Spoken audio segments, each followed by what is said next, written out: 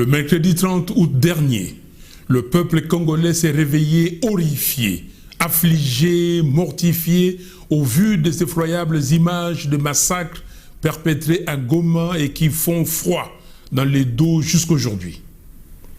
Ce qui est pire, c'est que ce ne sont pas tous ces groupes armés, ivres du sang congolais et des minéraux du Congo, qui ont tué comme ils le font depuis plusieurs années sans crainte de représailles. Ce ne sont pas non plus les agresseurs rwandais et leurs supplétifs du M23 qui ont violé, massacré, incendié les villages et sommé les Congolais à fuir leurs terres, comme ils le font depuis plusieurs années déjà.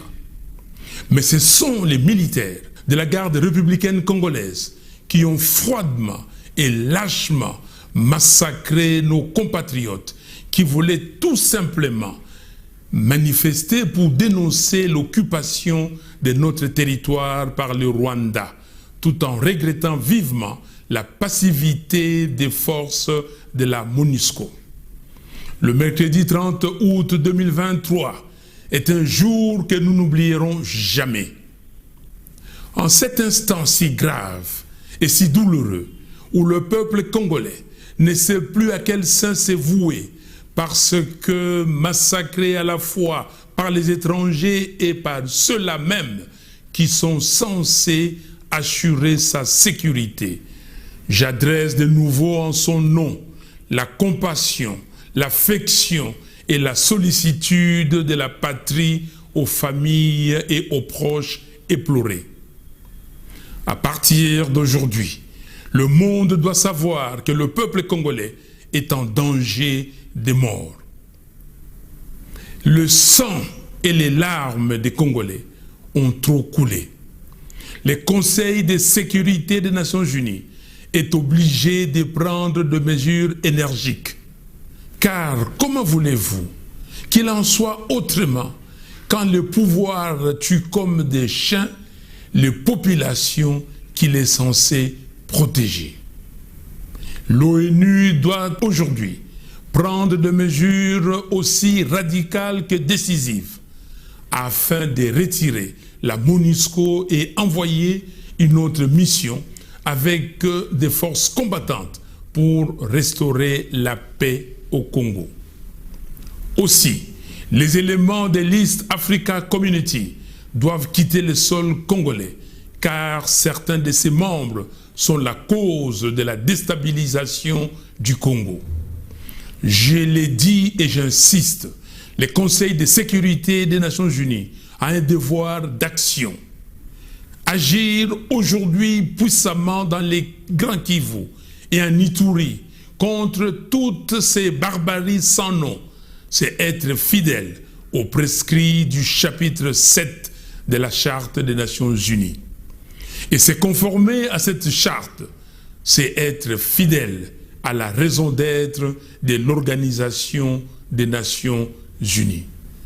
Très chers compatriotes, 5 ans après le plus grand hold-up électoral africain du siècle, notre pays va très mal et rien ne marche.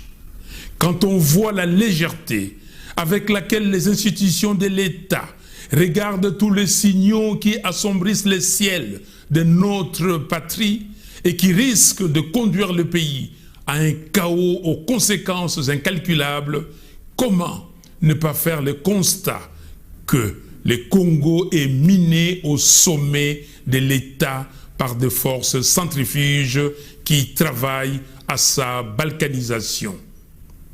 Là où les Congolais espèrent un processus qui va sauver la patrie en danger, les ennemis de la République concoctent une logique électorale qui parie fondamentalement sur la tricherie. Congolaises et Congolais, surtout, ne minimisons pas les enjeux des élections constitutionnellement prévues pour la fin de cette année 2023. Toutes les stratégies que développe Félix Tshisekedi et ses acolytes de l'Union sacrée n'ont en réalité qu'un seul but: vider de son sens cette expression qui hante leur conscience depuis 2018, à savoir la vérité des urnes. Au-delà de tout, j'aimerais tout de même prodiguer un conseil à M. Félix Tshisekedi. Prenez la mesure de la gravité de la situation et arrêtez de jouer avec le feu. Le moment vous est venu de regarder en face la vraie nature des souffrances que vous infligez au peuple congolais. Car on ne joue pas impunément et trop longtemps avec un peuple et son destin. En effet, toutes les magouilles politiques et toutes les démagogies sont appelées un jour ou l'autre à se briser devant la colère populaire et les sursauts patriotiques du peuple. Depuis 1960, jamais les défis que le Congo doit relever n'avaient touché aussi profondément ce que nous sommes et ce que nous voulons devenir.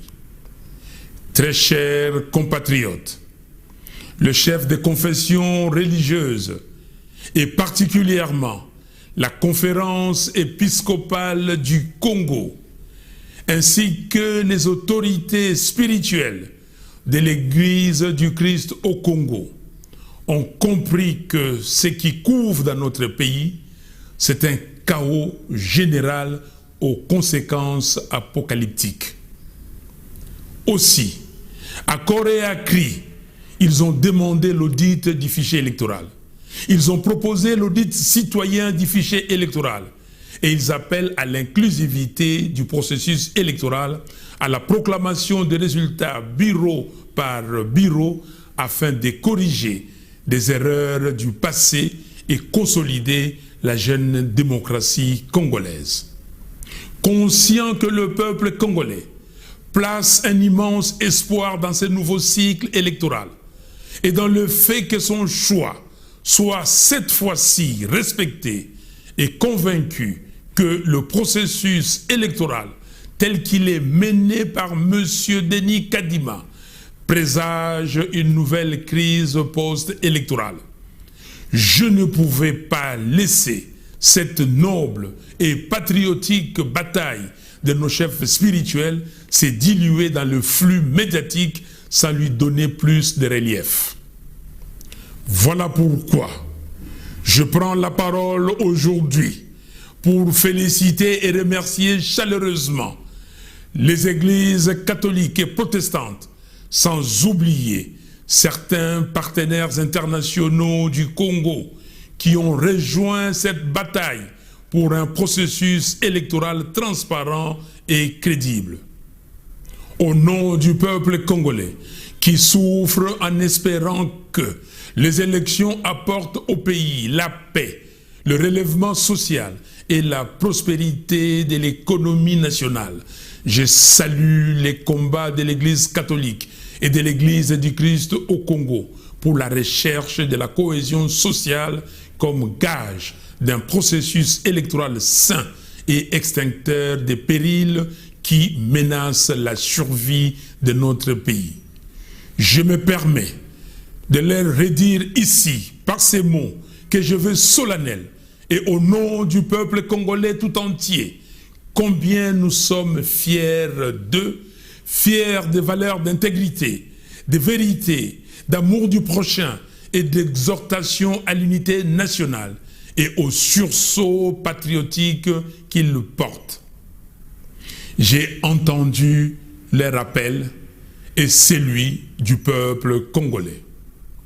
J'invite les militants des partis politiques, les syndicats, les étudiants, les associations de la société civile et les activistes des mouvements citoyens à se faire l'écho de ces messages de remerciement et d'encouragement aux chefs de nos confessions religieuses afin que leur combat gagne en puissance d'imposition d'un processus électoral sain, inclusif, transparent et crédible.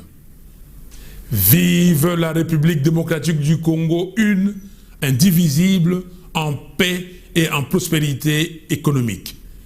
Que Dieu bénisse